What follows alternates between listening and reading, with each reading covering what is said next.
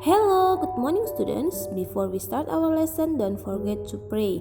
Okay, today we learn tematik, tema 9, subtema 1, pembelajaran 5, keteraturan yang menakjubkan. Matahari terbit di timur dan terbenam di sebelah barat setiap hari, tidak pernah berubah hingga kini. Apa saja yang kamu amati ketika matahari terbit dan tenggelam? Adakah perbedaan yang kamu lihat dan rasakan ketika kamu menyaksikan peristiwa alam itu? Peristiwa terbit dan tenggelamnya matahari merupakan salah satu peristiwa alam.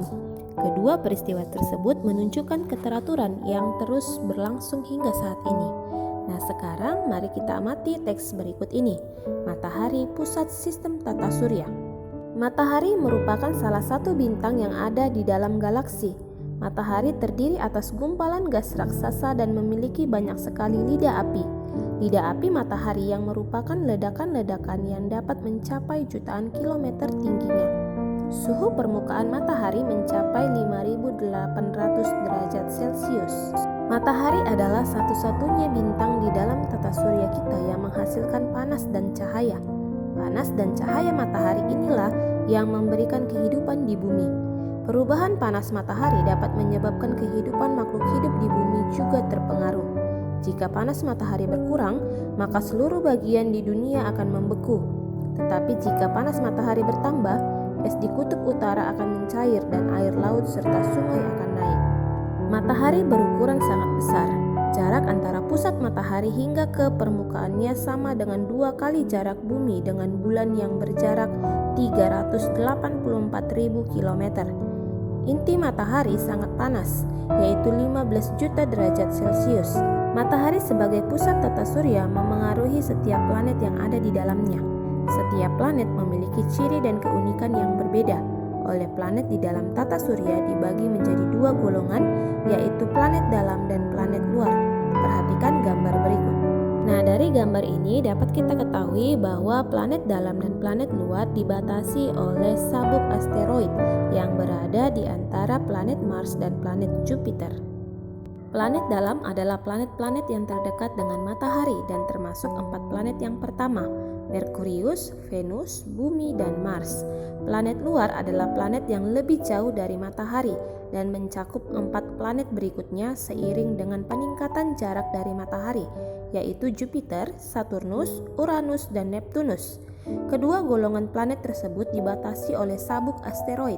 Sabuk asteroid yang merupakan bongkahan-bongkahan batu yang tersusun oleh materi-materi seperti materi penyusun planet, yaitu gas beku dan debu. Planet-planet dalam terdiri atas batuan dan logam. Planet-planet ini bergerak perlahan karena mereka dianggap berat. Diameter rata-rata planet-planet ini kurang lebih 13.000 km. Oleh karenanya mereka dianggap sebagai planet kecil. Planet luar tersusun atas gas. Gas-gas penyusunnya antara lain adalah hidrogen dan helium. Planet-planet ini seperti balon besar yang mengambang di ruang angkasa.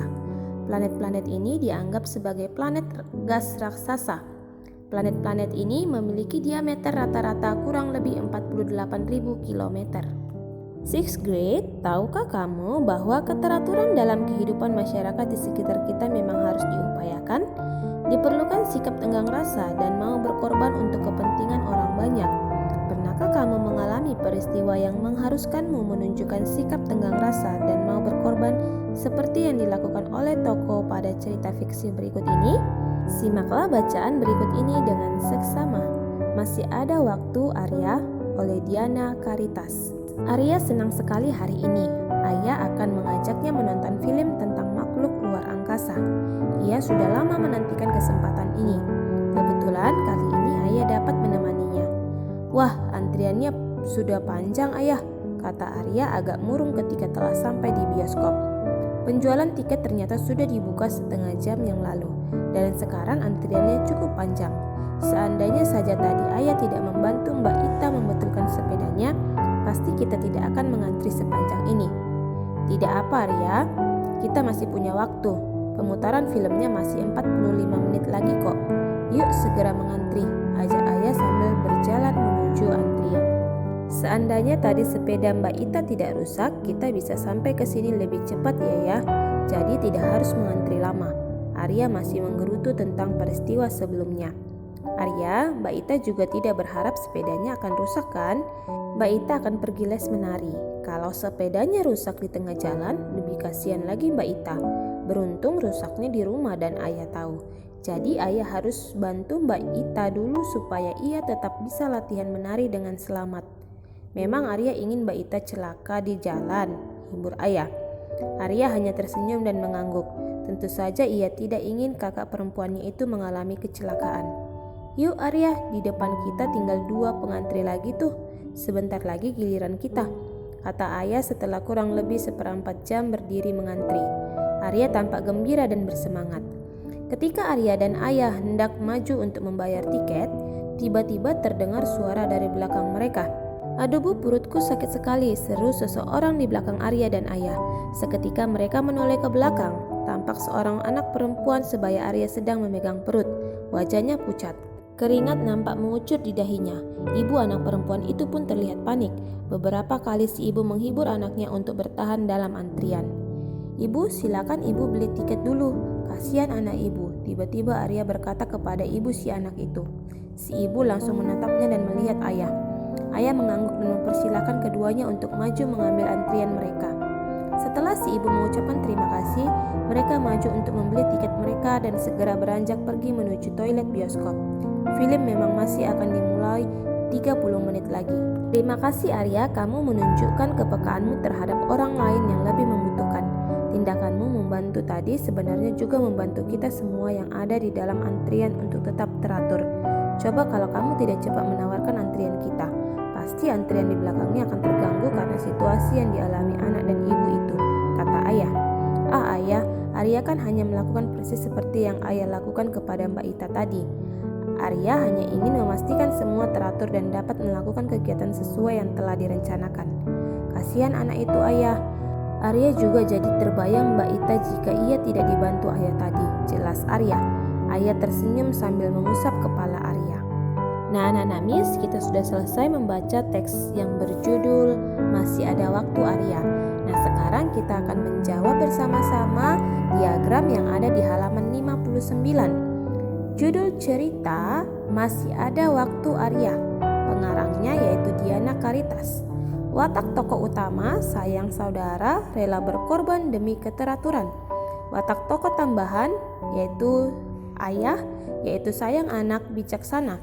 Hubungan antara tokoh utama dan tokoh tambahan yaitu hubungan keluarga antara ayah dan anaknya.